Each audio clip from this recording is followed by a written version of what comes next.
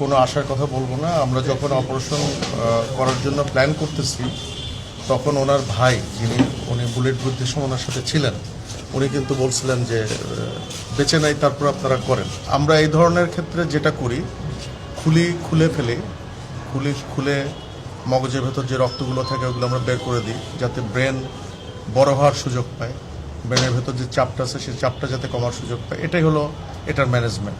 তো এটা আমরা করে এখন রুগীর ভালো আইসিইউ সাপোর্টের জন্য রুগীর যারা আত্মীয় স্বজন তারাই প্রেফার করছেন যে এবার কেয়ারে নেওয়ার জন্য। কোনো আশার কথা বলবো না, আমরা কিন্তু আশা ছাড়ি নাই, তার সাইন অফ লাইফ কিন্তু ছিল। এবং অপারেশনের ভেতরেও কিন্তু আমাদের অ্যানেস্থেশিয়ার স্যাররা যারা ছিলেন ওনারা কিন্তু বলছেন যে পেশেন্টের এফোর্ট আছে, এফোর্ট মানে নিজস্ব শ্বাস প্রশ্বাসের যে শক্তি যেটা। তো উনি এখনও কিন্তু উনি বেঁচে আছেন, কিন্তু এর মধ্যে উনি 2বার কার্ডিয়াক অ্যারেস্ট, ওনার ব্লাড লস হয়েছে প্রচুর, ওনার নাক দিয়ে মুখ দিয়েও ব্লিডিং শুরু হয়েছিল লাস্টের দিকে আমরা ওটি কমপ্লিট করার পর। তো এখন আমরা পেশেন্টের ব্যাপারে কোনো আশার কথাই বলবো না, উনি সর্বোচ্চ খারাপ অবস্থাতেই আছেন, কিন্তু উনি এখনো বেঁচে আছেন, আর বাকিটা আল্লাহর ইচ্ছা। আর আমরা এই ধরনের ক্ষেত্রে যেটা করি, খুলে মগজের ভেতর যে রক্তগুলো থাকে ওগুলো আমরা বের করে দিই, যাতে ব্রেন বড় হওয়ার সুযোগ পায়, ব্রেনের ভেতর যে চাপটা আছে সেই চাপটা যাতে কমার সুযোগ পায়। এটাই হলো এটার ম্যানেজমেন্ট।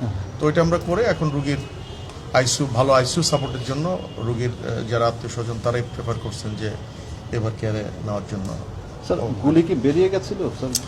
মোস্ট প্রবাবলি আমরা এত হারিনেসের মধ্যে, কারণ বুলেট যদি ভেতরে থেকেও যায়, ধরে নিলাম যে বুলেট ভেতরে মগজের ভেতরে আছে, ওটা একদম মগজের সেন্টার পয়েন্টে, ওখানে অ্যাপ্রোচ করার কোনো প্রয়োজন নাই, ওটা করা হয় না। তবে বুলেটটা বের হয়ে গেছে, কারণ বুলেটের একদিক দিয়ে ছিদ্র হয়ে আরেক দিক দিয়ে হাড্ডি ভেঙে বের হয়ে গেছে, সুতরাং ওটা বুলেটই বের হয়ে গেছে আমরা ধরে নিতে পারি। কিন্তু বুলেটের কিছু ফ্র্যাগমেন্ট ব্রেনের ভেতর থেকে গেছে, সেটা আমরা যখন অপারেশন করছি কিছু ফ্র্যাগমেন্ট আমরা পেয়েছি, ওগুলো আমরা সংরক্ষণ করছি, খুব ছোট ছোট ফ্র্যাগমেন্ট। স্যার, একটা কথা বলা হচ্ছে যে অবস্থায় তিনি আছেন, যদি বেঁচে যাক আমরা এটাই চাই, স্বাভাবিক হওয়ার সম্ভাবনা কম, কিংবা মানে আপনার কাছে কি মনে হয় এই ধরনের ক্রিটিক্যাল কন্ডিশনে আসলে?